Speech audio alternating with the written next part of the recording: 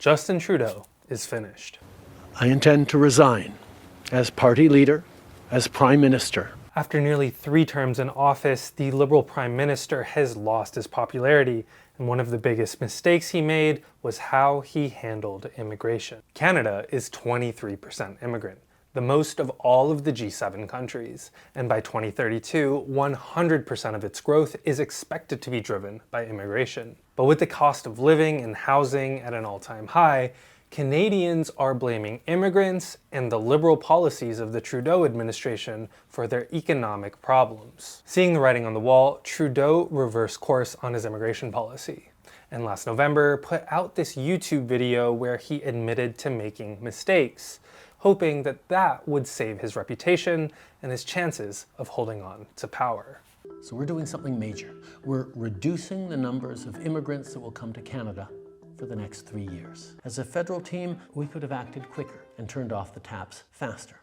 But treating immigrants like tap water, a resource that can just be switched on or off, is why a UN report recently called Canada a breeding ground for contemporary forms of slavery. In my view, Trudeau's policies were nothing short of thinly veiled imperialism, where Canada imports people and their generational wealth from families in the global south, promising them a better life. Instead, its system squeezes them of their money, robs them of their labor, and then is now sending them back, telling them that they should have known better.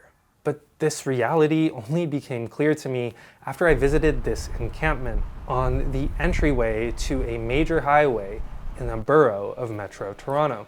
Here, a protest started by international students and postgraduate work permit holders has been going on 24/7 since August of 2024. Me personally stay here all 7 days and 3 nights. Everyone stays 2 to 3 nights in a week, and we change people every night. 1 week back, it was minus 22 degrees Celsius. We were 3 people here, and it was the coldest night, and it was the hardest thing for us. Mahekdeep Singh has been a part of this protest since it began. His postgraduate work permit expired last year, and he's now here on a tourist visa. And unless something changes by the end of this year, he'll either have to go back to India or remain here in Canada without papers. There are more than 200,000 former students like him. It is very stressful situation right now, not only for me, like for every work permit holder whose work permit is expired or expiring in the coming year. I did double shifts in the COVID. I was working as a security guard supervisor, going from one side to different side. I was working at gas station, I was working at grocery stores, I was working at Shopper Drug Mart. We were the frontline workers at that time. And the politicians were calling us heroes at that time. And their own immigration minister tweeted, "We not just want you to study here, we want you to stay here." But now the story is totally different because the elections are coming. They have much people to use and then throw. That's why they are throwing us now, because we were already used. But we are not the tissue papers like use and throw. Immigrant lives also matter.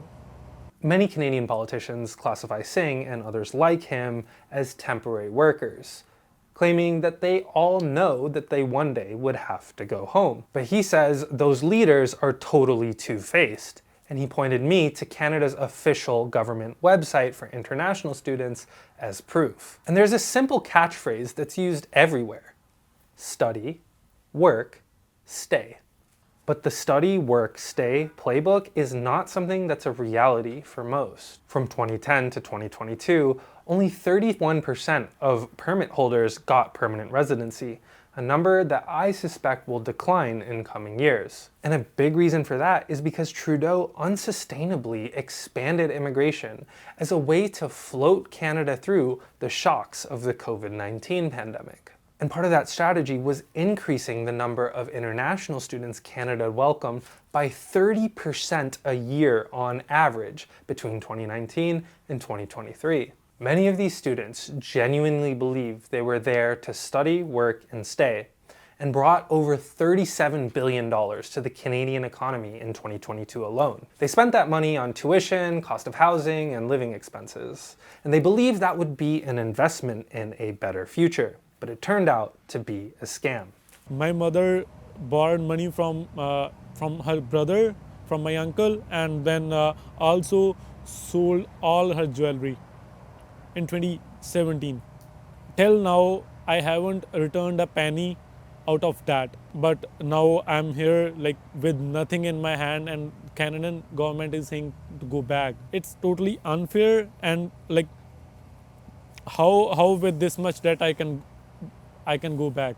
With these migrants in such precarious positions, they've been exploited and abused by institutions and businesses. Colleges and universities charge international students much higher tuitions, but in many cases, they were segregating these students and providing them a second-rate education while using their sky-high tuitions to keep costs low for Canadians who had access to the better parts of the school system. There's a whole CBC documentary called Sold a Lie that does a great job diving into this. And while Canada cracked down on these practices, now international students are saying colleges are deliberately failing them so they can extract more tuition from them. Others are being exploited by their employers, who will pay them less than minimum wage, steal their wages, or even charge them for the jobs that they need to maintain their status or their track towards permanent residency.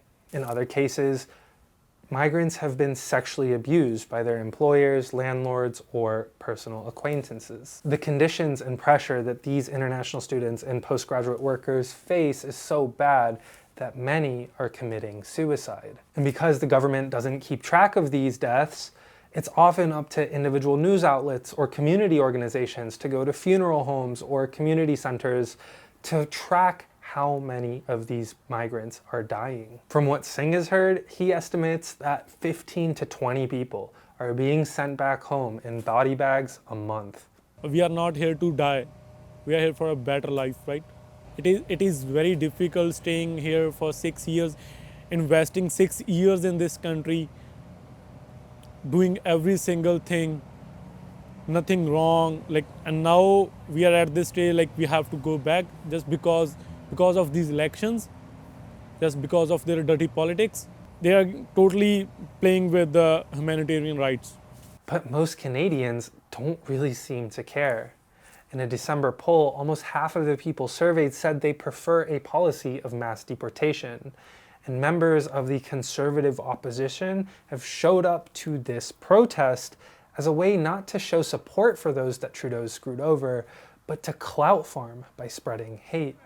Yes, you'll be deported under a PPC government. Put that on social media because you are illegals. With Trudeau out of government, the politics of blaming immigrants might be a useful strategy for conservatives to get more votes.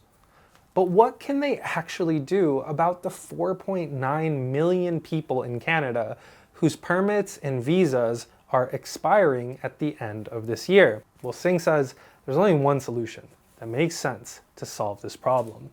If 4.9 million people go back, where will the economy stand? Do you really think Canada will stand at the same place now it is standing? No. And they don't even have the resources to send them back. Not even conservatives have any resources. Million of them will go file asylum, million of them will cross the border, million of them will go undocumented. But they all will be the burden on this country. But if they got status, they will pay the taxes. They will build the economy.